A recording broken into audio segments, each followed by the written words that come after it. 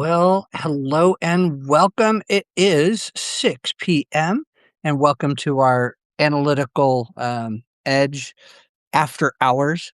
I am Dr. Charles Russo, and I want to personally welcome you to the Analytical Edge Academy.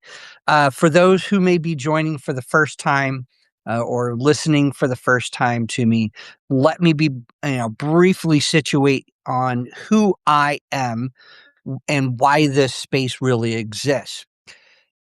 I've spent over 3 decades in national security, intelligence analysis, military service, federal law enforcement, and higher education. I've worked inside institutions where clarity matters, where assumptions can cost lives, and where analytical discipline is not an option.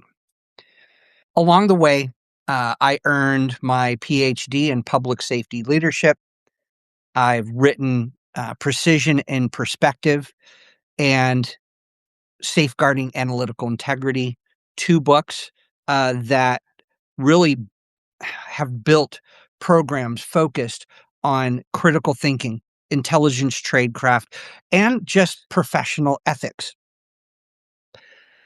But the Analytical Edge Academy was not created to showcase credentials.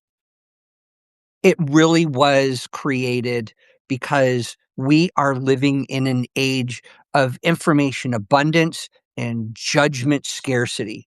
Yes, people pass judgment every day on information that to me is not even worthy of looking at. We're flooded with data, headlines, commentary, artificial intelligence tools, and ideological noise.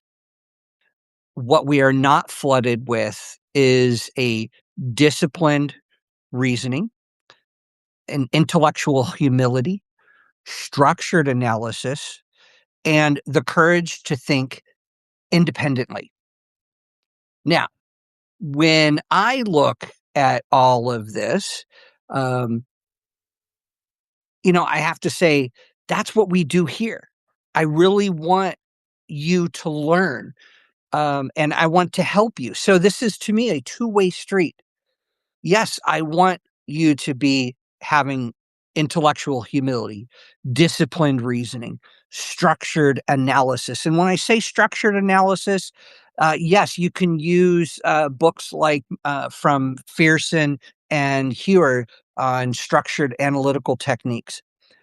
But I'm also talking about structured analysis that you can use every day and really understand and put it to memory and habit, and that the courage to think really is independent, that you can hold off to peer pressure from individuals. You can sustain from having to be a louder voice. So that's what we do here. At the Analytical Edge Academy, we talk about critical thinking, not as a buzzword. And please, I mean, that's what I hear a lot is, well, you're just saying critical thinking and it's in the not the abstract, but in a broad sense. And that's not what I want. So what I look at is that it's from a behavioral discipline. We examine how analysts evaluate evidence under uncertainty. We discuss cognitive bias. We discuss structured analytical techniques, everything from like Bayesian reasoning and intellectual integrity. So we do talk about philosophy and ethics, moral dilemmas.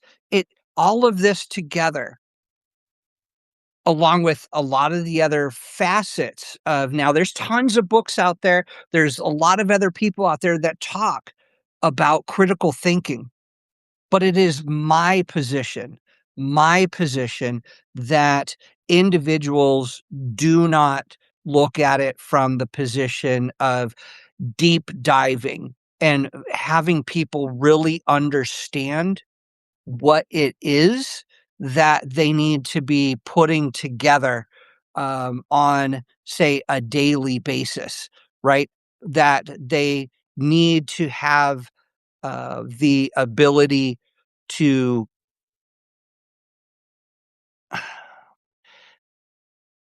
I don't wanna come off sounding cliche, and I and this is where, unfortunately, it does.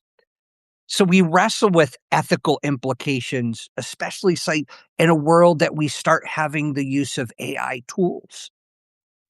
We explore how educators, um, teach thinking, not just content, but that's what I see when I start to really look at, the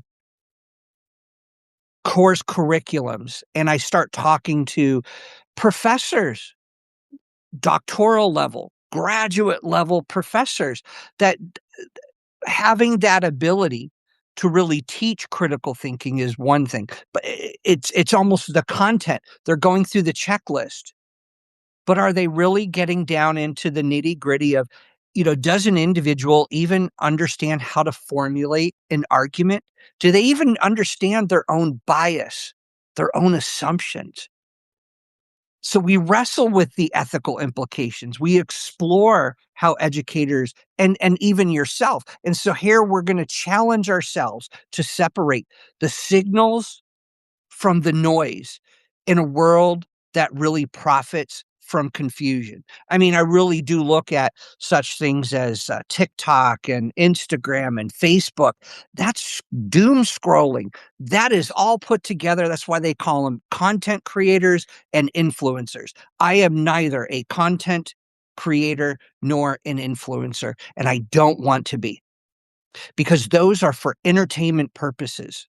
What I am trying to impart on everyone is knowledge and the ability to be smarter, to think harder, to think deeper, and to therefore come out with a judgment or decision making that you can really trust in how you arrived to that decision or judgment, what brought you there, or what kept you from doing that. Okay? What getting to that decision or judgment. So this isn't a political space, although we will talk about politics. Why? Because politics in the ideological sense will always have misinformation, disinformation, and propaganda, which is part of critical thinking. And if you're not understanding how to identify critical thinking, um, in the terms of parsing out what is misinformation, what is disinformation, what constitutes propaganda. The political space uses this every single day against us. You start to really see it come out during elections when one opponent says something bad about another one. There's a lot of smoke, a lot of mirrors, and that's to confuse you. Here, I want to help our world, our society grow as a world that has of a time, less of a time trying to get through the noise and being confused by it. We're not an echo chamber. I don't want to hear the same ideas and thought processes uh, constantly talked about. That's why you'll see within my writings, within the curriculums that I develop, I really try to push what is the introductions to critical thinking. We get into the philosophical. If you're not a philosophy lover, you should become one. There's a reason that philosophy was developed, and that was developed for a sense of community, to understand our world. That's the earliest philosophers. If you go back to Plato and Socrates and Aristotle, and you even go into um, the Stoics, like Marcus Aurelius and Cicero and Epictetus and Seneca, they explain the world and how to maybe function in it, how where you are fitting in. But it also asked us to be more inquisitive. So it is a community of inquiry. when we talk about philosophy. And a lot of people don't want to talk about philosophy. Well, tons of books out there. Start anywhere. I always say a really good place to start is at don't spend a lot of money. You don't have to. You can go buy used books. Even though something was maybe written in the 1950s, the 1960s, or the 1990s, or the 2000s, 2010s, the 2020s, what you're going to see, though, is kind of a shift in how philosophy is interpreted throughout those decades, throughout those centuries. So I have a lot of books that were written well within the 1940s, the 1950s, and the 1960s. When I, to myself, we had a society that understood common sense. But we unfortunately now live in a society that common sense is very difficult to even touch when we're having a conversation. This is not a motivational speaker either. Yes, I encourage you, but I am not here to motivate you. I am here to pass along knowledge.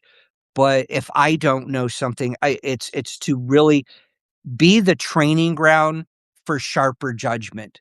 That's what I look at all of this for.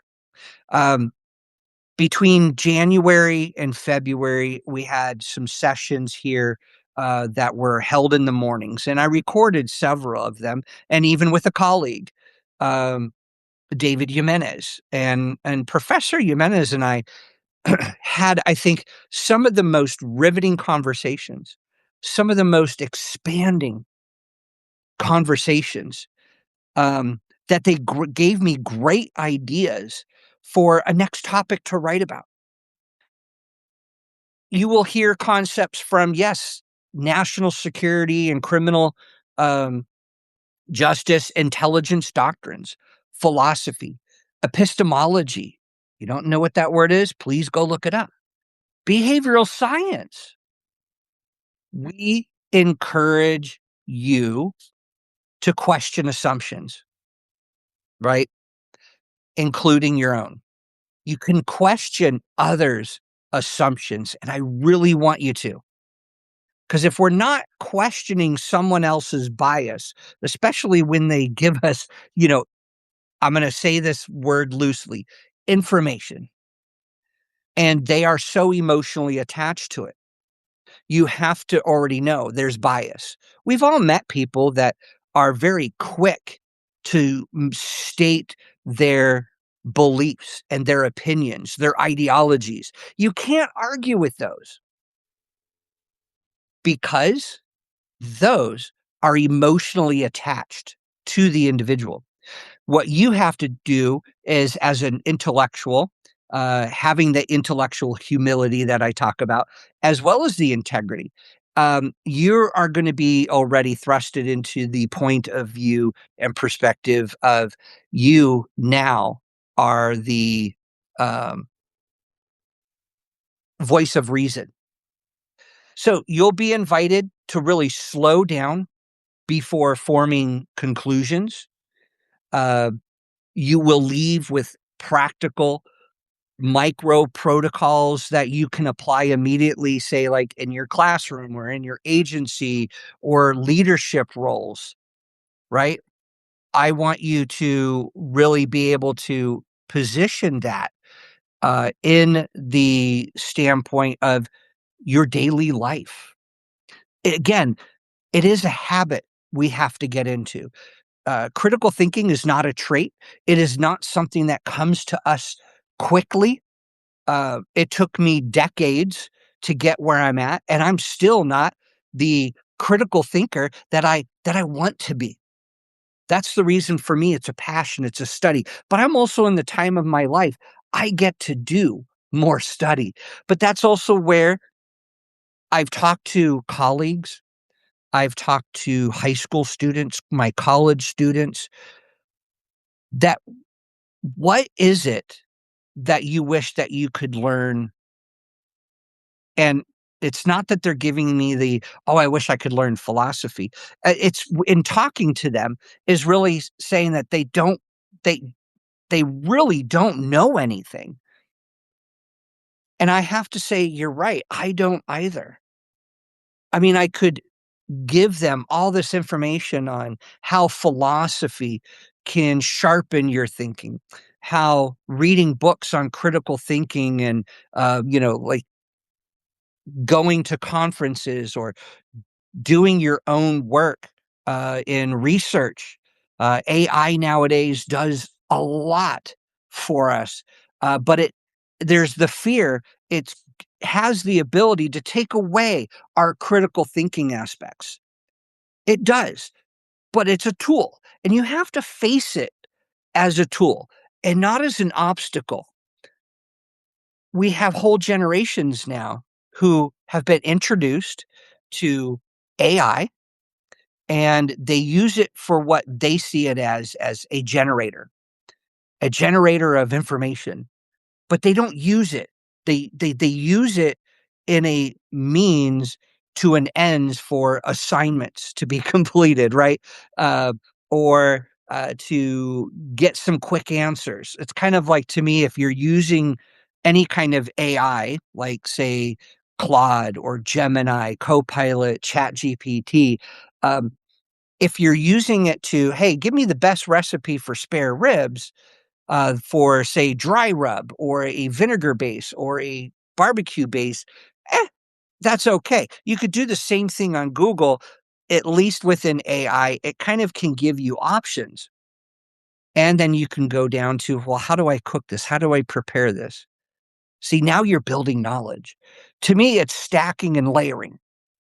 Stacking is that just like, I can go into, say, let's talk about an intelligence problem, um, or a criminal intelligence problem.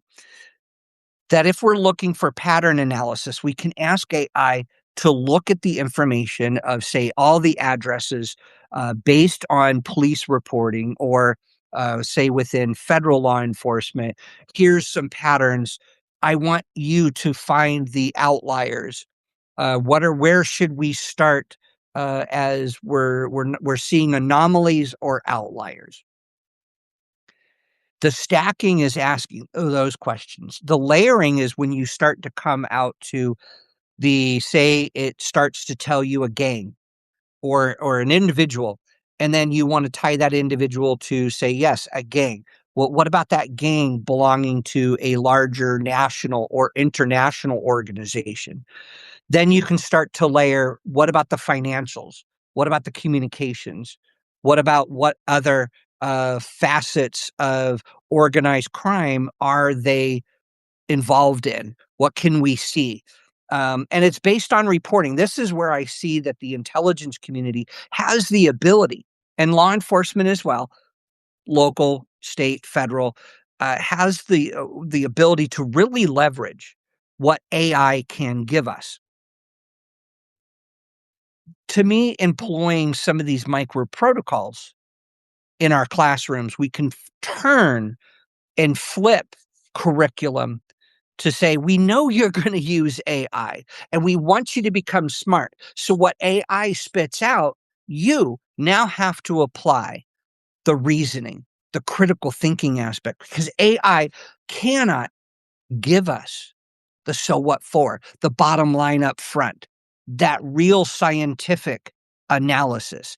Yes, it can do coding, it can do statistical analysis, but it still not necessarily cannot give us the real so what for, the things that we see.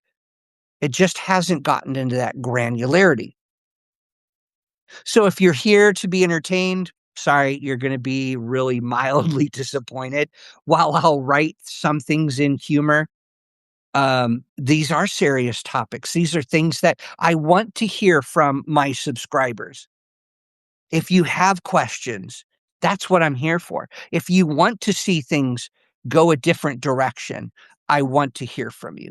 I want to be able to do that kind of research.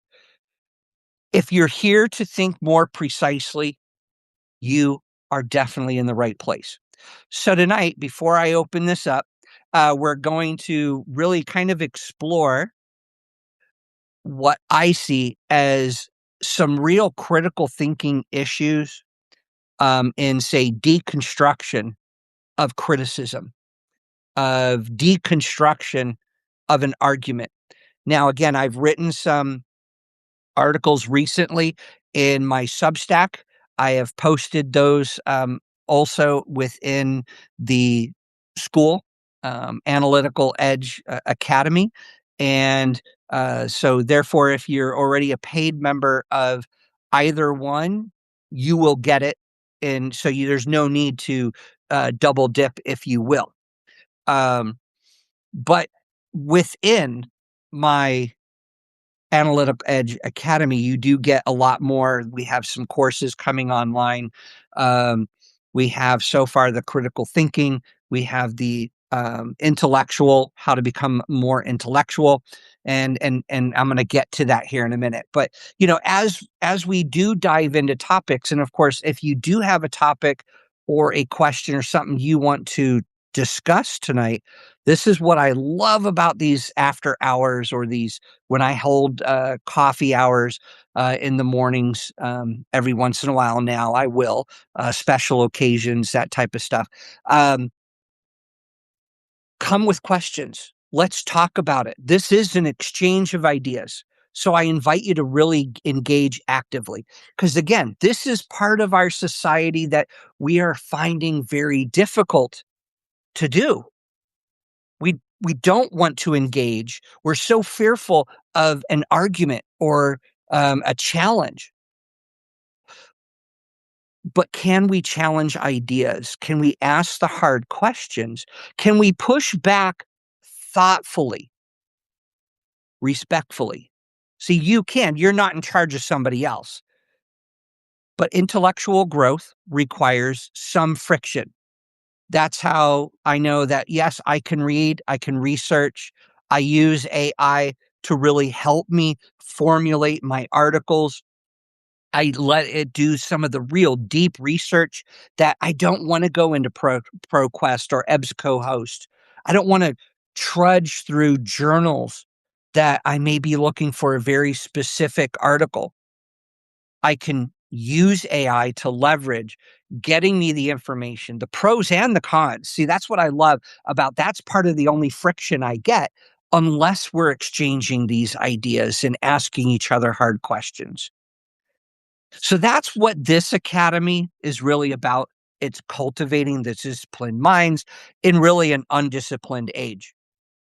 I mean, really, anybody that is ages, I would say 14 all the way up to 70, 80 years old has a very difficult time with being disciplined in their thought process. Even, I know whole professors that, and colleagues that when we have conversations, they're humble enough, they have the humility enough to say, you know what, I teach critical thinking and intelligence analysis, but I didn't go that deep. I talk about brainstorming or red teaming, but I say, is critical thinking really just that shallow?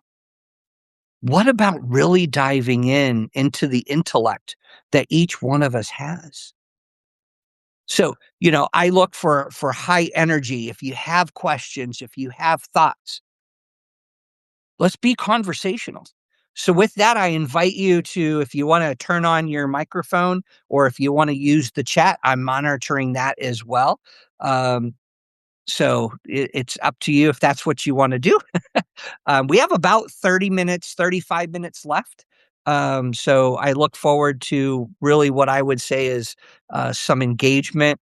And if you don't have anything, I do have some, I would say, things that I could bring up to maybe get the little bit of the juices flowing for not only maybe this time, but another time. Like I said, each Monday evening at 6 p.m. Central, I'll be holding this. It's kind of that the agenda is no real agenda. I can put out topics all day long, but if there goes down a rabbit hole that somebody wants to enjoy, please do. So, without really further ado, I'll kind of open it up and wait a minute because we do have a couple of people from both sites. Okay. All right. So, what the first things I want to talk about is, this is my perspective. My perspective is not all knowing, not all seeing, right? That's the reason that I take probably about 2 to 3 hours a day because that's the time in my life I don't have to work a 9 to 5. I did that for 30 years with the federal government and the military and the intelligence community. Um, and though about 15 years ago, really just dedicated more of my time and energy to higher education, but I have taught at the high school level. I have taught at the undergrad, the graduate, and the doctoral level. And in seeing this, I really was like, we are forming young minds, just minds. Let's just say minds. It doesn't matter whether you're 14 or 54. Critical thinking is something that we always have to be worried about. So my first stab was my book, Precision and Perspective. They're available, of course, on Amazon. I kind of wrote it for the layman, if you will, but almost kind of a guide, a user manual to. If you wanted to flip through, you could find what are fallacies, what are assumptions, how do we combat bias, things that, yes, you can go and this is why I bring out these books. Here's some of the other books on critical thinking, right? You have The Introduction to Critical Thinking by Francis Wantabi Dower, Dauer. Fantastic book, but be ready to dive into some what I see as more logic um, and rhetoric in the face of statistics. There's mathematical equations as well. So the other thing that I really found fascinating in critical thinking was an introduction to philosophical analysis. This is to me where it really bridges that gap of understanding philosophy as that community of inquiry to forward our own thinking as well as be able to have that conversation with individuals and say, okay, we have this conversation. Where are we going with it? What is the end result? We can bring in political ideology. And like I said, this is not necessarily be a political space, but this seems to be the most divisive issue that we have globally. You cannot talk about really anything without some political slant. I grew up in a time in the 70s and the 80s that our fear was communism. Our biggest threat was the Soviet Union. And into the 90s, once the Soviet Union collapsed, communism kind of went away. That was no longer the big fear. But how many people and my beginnings within the military intelligence, Navy intelligence, was still the threat of terrorism by organizations within Europe. So we had the Irish Republican Army, you had the Baader Meinhof Gang, the Red Brigades, you still had ETA, out of, the Basque areas of France and Spain. Uh, you had, these, and a lot of them were left-leaning, communist, uh, ideological pinnings. Um, but we saw those go away, and it wasn't until like 10 years ago that the last remnants of the Baader Meinhof gang, being that they were already in their 80s, pretty much said, "We're done. We're disbanded. We never reached our goal." The IRA reached, by the 90s, reached an accord. It somewhat disbanded through Sinn Féin, more of the politicalness, but yet we did see the offshoots of Circa, PIRA, Provisional Irish Republican Army, and then the conventional IRA, which still is kind of around today, but they don't do much, right? But now then, in the 70s and the 80s, we saw the rise of Middle Eastern terrorism, tons of books on it.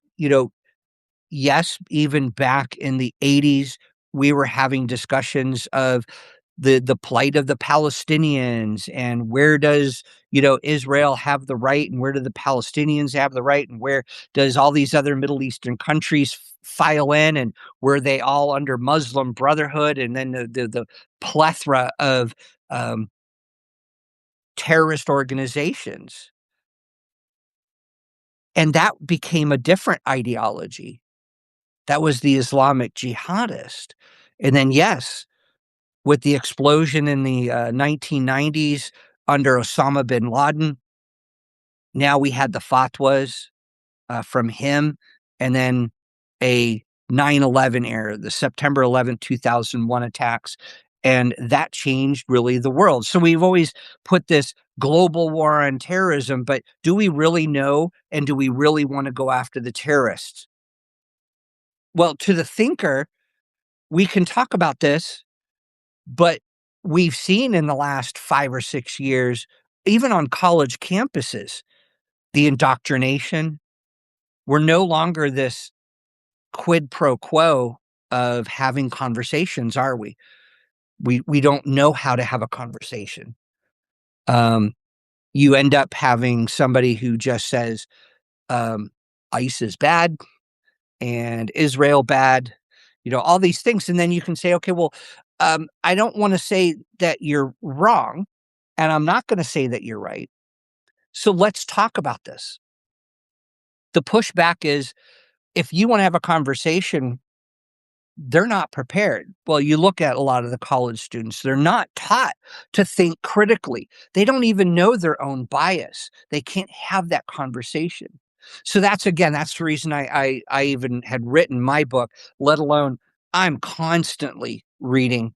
For those of us who teach younger kids about critical thinking, really a great book by Robert Fisher. And I'm not necessarily doing a book review, but teaching. Oh, let me see if I can get that. There we go. Teaching. Get that glare going away. Teaching thinking, and he talks about how we have to institute philosophy once again into the classrooms, into just our homes. This is something that, yes, we could do by just a tip a day. You can ask AI, give me a good tip to practice today regarding my reasoning when faced with confrontational argument. And then you can even pick the topic well within, say, your company or your office or your account. You know, it's using tools, but a lot of the tools that we have to start with are the ones that we have to learn about. Because if we cannot even ask AI, give me some tips, it's not going to solve the problem for you. You can only solve those problems. So the micro protocols, or maybe before you answer this email from a student that seems to be harsh, argumentative, they want to know why you gave them the grade, a failing grade on an essay. They felt that they put hours of work in. Their whole thing is about what they did, but maybe it's about that they didn't follow the rubric, so you can pull out what you didn't do in the rubric. We have to teach them critical thinking, don't we? Oh, I did? Oh, so sorry. Ouch. Okay. Well, heck. Um, Okay.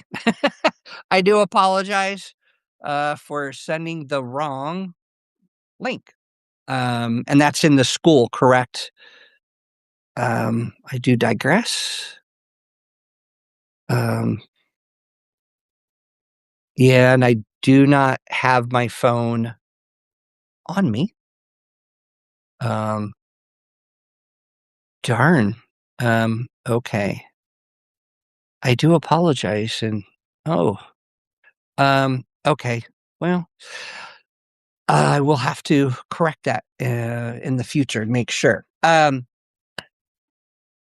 It's instituting these micro protocols that we can really ensure that each of us, uh, practices. It becomes a habit that all too often when we see, "Oh, people push my buttons," um, or, "Did I look at that problem this way?" Or, "Should I have had an alternative analysis?" What information would have had me change my mind?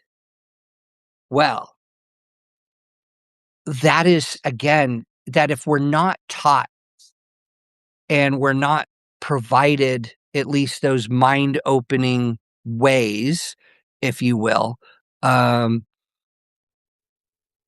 it's really we're failing ourselves.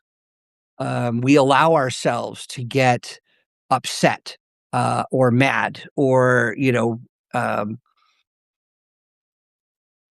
on the defensive. When we as intelligence analysts are faced with, of course, and we are faced with every day, whether you say a collection manager who has to assess a human source and the information that they've been giving, is it corroborated? Is it circular information? We also take into account, why are they reporting? Is there a reason that they're reporting? We have to know, to establish their bona fides, why are they giving us this information? What do they want? And we can sometimes say it's just, it's completely for money, right? Spies, it's always around money. Well, is it though? Is it really just about money? It doesn't necessarily have to be. Um, when we look at the ability of ourselves or others to look at a problem, say a targeting officer who's trying to look for a source or even trying to track down a target.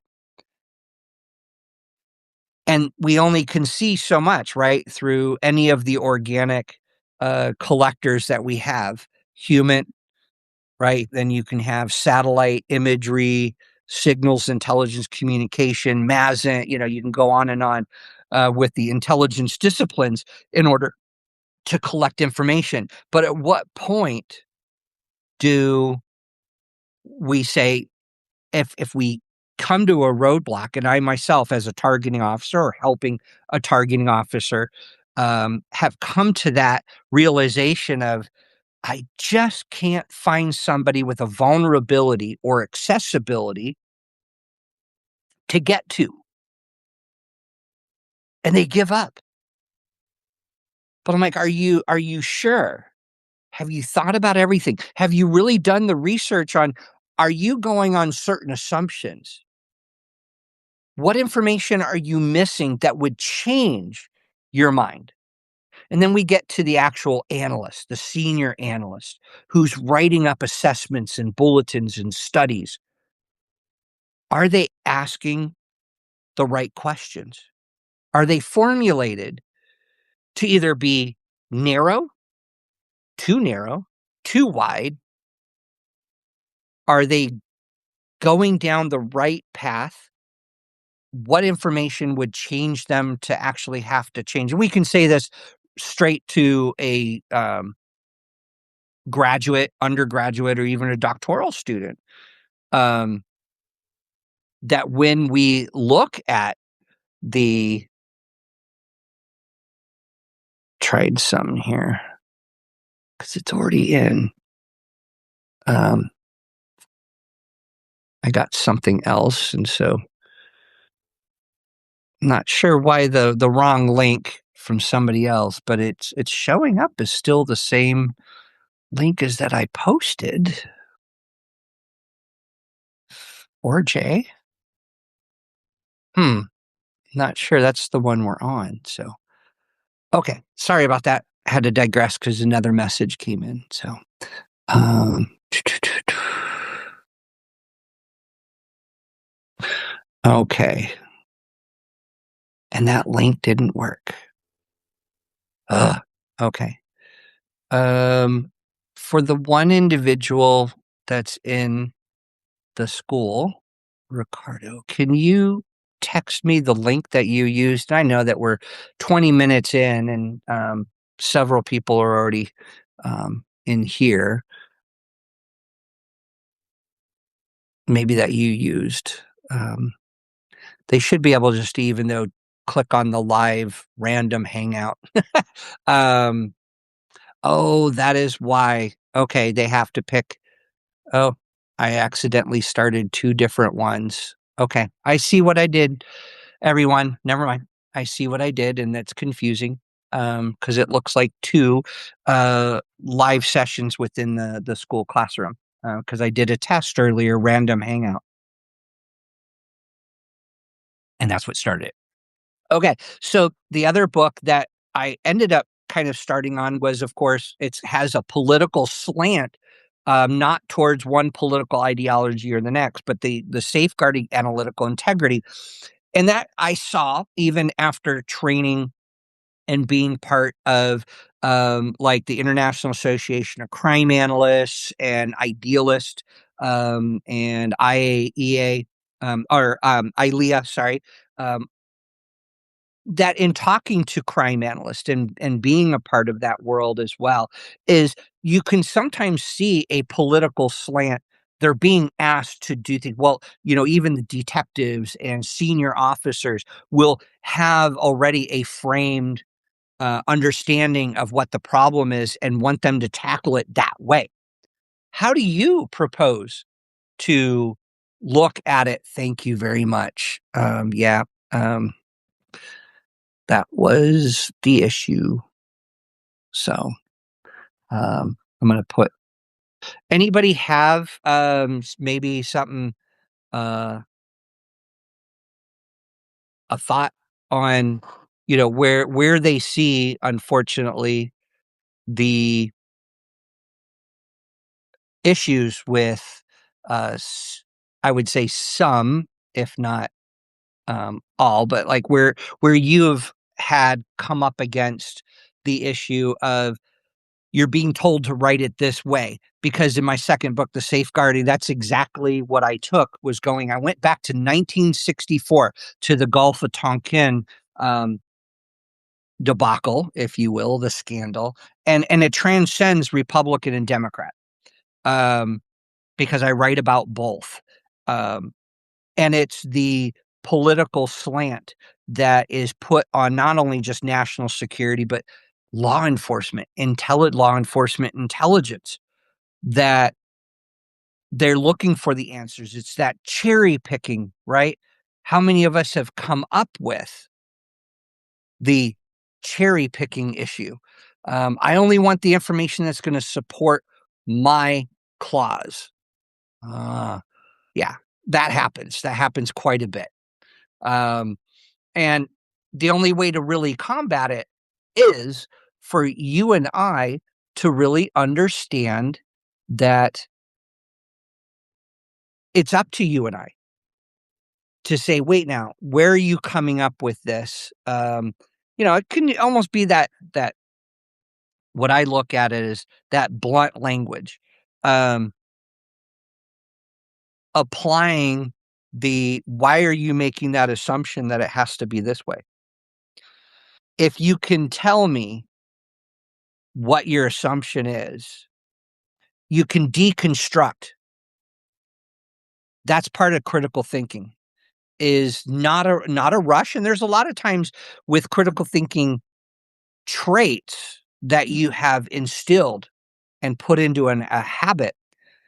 There are times that they're tailor made. They're quick to come to you because Now you've forced your brain to run that cycle of, well, wait now, before I want to say yes, but before I answer that, I have some questions. Let me think about it. There's no problem in pausing.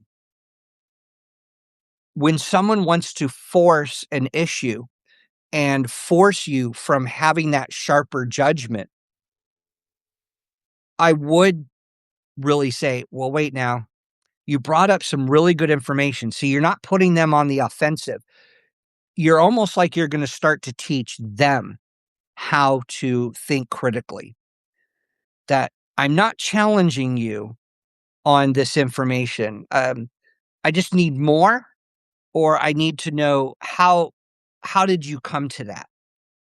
Can you show me that information? See, a lot of times we don't even ask for context. This is why I say we're in a world that's undisciplined thinking.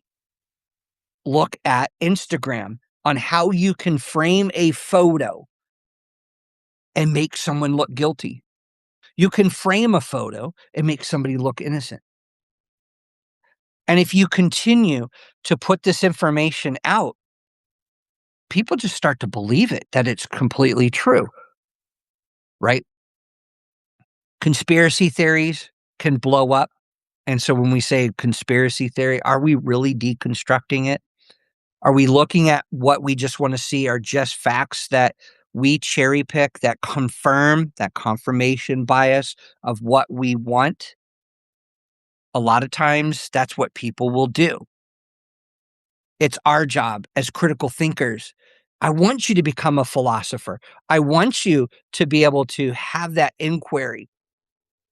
When I look at um, articles of the past and some of the articles that I continue to want to build, and again, if anybody ever wants to collaborate, if anyone has ideas that you're one to say, I want more information. Have you thought about X, Y, or Z? I'll run with it. Um, I love to be able to speak into. I use a lot of dictation in my on my computer, um, and that helps me kind of ruminate. I will pull books from the bookshelf to ensure, and I do that quite a bit with my. And I think I've now read the Critical Thinking by Dower. I think I've read through it 6 times. Um, that it's mind-boggling of the way that we can structure our own critical thinking. When we look at like Venn diagrams, you think, oh, well, what does a Venn diagram really have to do with critical thinking? Well, it's beyond critical thinking. We have to start getting even into the visualizations. That was a tough thing, right? For us to, as academics, as scholars, as analysts, when we would be asked to create tables, figures, charts. Yeah, you had what, you have Excel, you can make the pivot tables and all that, and it started to become flashy. But can we get to the basics of what was that visual supposed to enhance for others reading, for their critical thinking aspects? Because again, when we come up with a conclusion, we want it to be solid. We want it to be as that no one can pick apart the arguments that people want to have. We want to be the truly, uh, if you will, the true wisdom of the critical thinkers. That if we can, and we look at, do we even know? Do we even study our own metacognition? Do we even know? You talk to people, and I do. I ask these questions. I sometimes, you know, ask almost every student privately within, say, a doctoral program because they or even a graduate program as they're working on a thesis or a dissertation, that I'm asking them the questions of, How did you really come up with this topic? It's one that I have a passion for. That's usually the first answer. Really? Did you do any research that said that this topic is needed to be forwarded? Is there literature? And and I can do a lot of my own research very quickly to see it's a non-starter as a question.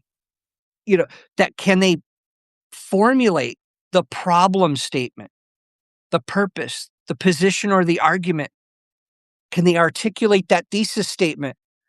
Takes critical thinking, it takes some writing skills, and it's not something that can be done in just 2 minutes. It's something that has to be done with some critical thought and an understanding of how we think as humans, why we think the way we do as humans, and then even ourselves. We have to look at our personal characteristics, our lived experiences, because we can we all are formed and modeled and molded by our lived experiences. And if we're not thinking about, well, if I come from say I come from an upper middle class, that my parents instilled a working individual that I had to work for my first car. I had to go get a job at age 15. But that they would help me with certain things like, well, here's to get your car insurance started. Here, we're going to chip in $500 towards your car. It wasn't handed to me. But then you also have people on the other spectrum of that's never going to be in their dream of being able to get a car. Maybe it's, and it's to me, that is part of if I'm going to look at a problem, I can't look at it from the problem of, well, then I would just go do this. Because maybe I wasn't given that opportunity, or maybe somebody else who's trying to help me wasn't given that opportunity. There's still a strength because they can really shift my way of thinking as well. I have to also be open to that. And a lot of times we're not open to much of that. So, article that I wrote back just a couple of days ago, 2 days ago, and published. Well, it took me about 5 months to write this article. I started it in September of all things. That's how long it's been sitting up in my drafts. And then I kept plugging, and it's only a short read. It's not a very lengthy read. But about the dual process monitoring, are we able to really look at it? Or are we really just going to single-minded? We don't look at a lot of things in a pluralist viewpoint. A lot of times we're just focused on the one problem. It's the problem we want to solve. But do we solve that problem? Do we solve that problem with the mindset that we will put together the observations that we say are, okay, they're intuitive to us, they're automatic, we come up with that answer yes, or that answer no. But did we do anything really deliberative? Did we look at, oh, what was the question? Because I don't know how many times I do it. There are still some automatics within me that I will get asked a question and I'll just blurt out, yes. Because maybe I heard that question in a way that I've heard it before, and so I would say yes. But then I would have to sit there for literally 5-10 seconds. Wait, please rephrase the question or ask me that same question again. And then it's slowly like, oh, now I know what you're asking. No, I'm gonna have to change my answer, and this is why. So I want us to start working on our own metacognitive skills.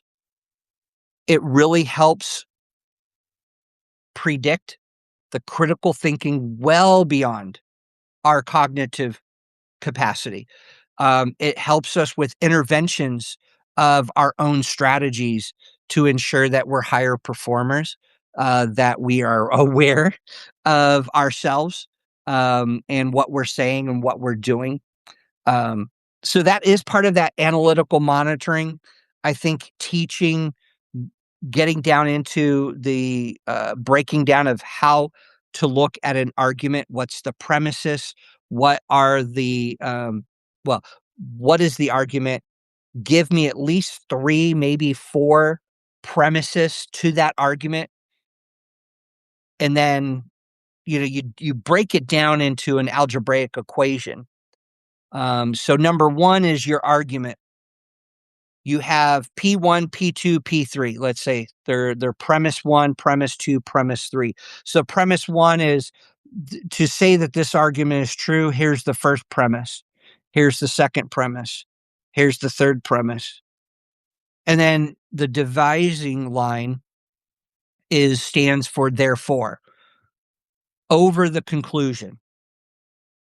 So you have to pretty much say that for the argument to be true, premise one, two, and three all have to be true in order for the conclusion to be written, because you want to write out your conclusion. See, to me, this is really helps students with their problem, purpose, position, argument, and the thesis, because the conclusion could ultimately become their thesis. They really start to understand their cognitive load, the resistance under pressure to maybe phrase something one way.